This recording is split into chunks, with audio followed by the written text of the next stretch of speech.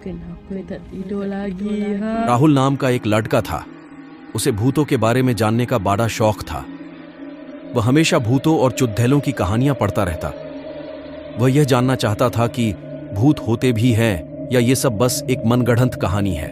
लोग बाग बस एक डर का माहौल बनाने के लिए ही ऐसा कहते कि चुड़ैल होती है। वो यही सब सोचता रहता था। इस बात का पता लगाने के लिए उसने एक तरकीब निकाली। उनसे अपने दोस्त से कहा कि पास के कब्रिस्तान आज रात हम दोनों चलेंगे और पूरी रात वहां जाग के पता करेंगे कि चुड़ैल होती है कि नहीं। उसका दोस्त साथ चलने के लिए तो तैयार हो गया, पर कब्रिस्तान के अंदर जाने से मना कर दिया। राहुल राजी हो गया। जैसे ही रात हुई दोनों कब्रिस्तान के पास पहुंच गए। राहुल अंदर चला गया और राहुल का दोस्त वहीं कब्रिस्तान के बाहर इंतजार करने लगा। कुछ घंटे बीत जाने के बाद राहुल के दोस्त ने राहुल को कॉल किया और उससे पूछा, भाई क्या चुड़ैल दिखी? राहुल ने जवाब दिया, नहीं। इस पे उसके दोस्त ने राहुल को बोला, तू बाहर आ जा, घर चलते हैं, हम लोग, मुझे बहुत नींद आ रही है। पर राहुल ने अपने दोस्त से कहा, तुझे नींद आ रही है तो बाहर ही सो जा। आज मुझे पूरी रात यही रुकना पड़ा तो भी मैं रुकूंगा। मुझे आज पता करना ही है कि चुड़ैल होती है कि नहीं, और जैसे ही मुझे चुड़ैल दिखाई देगी मैं भाग के तेरे पास आ जाऊंगा। इसके बाद राहुल का दोस्त कब्रिस्तान के बाहर ही सो गया और राहुल अंदर चुड़ैल का इंतजार करने लगा।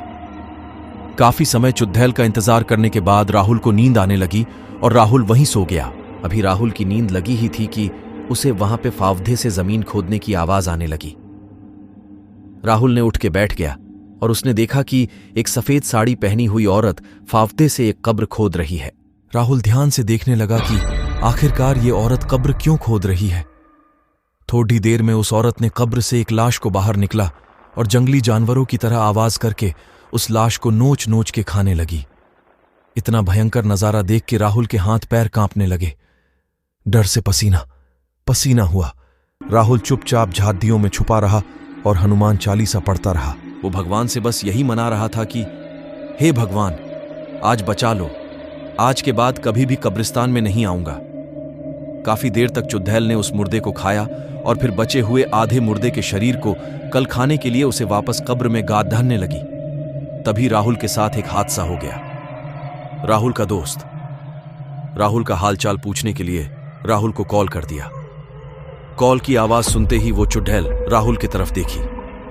झाड़ियों में छुपे होने के कारण राहुल ने सोचा चुड़ैल उसे देख नहीं पाएगी, पर ऐसा नहीं था। पालक झपकते ही वो चुड़ैल राहुल के सामने खड़ी डी हो गई।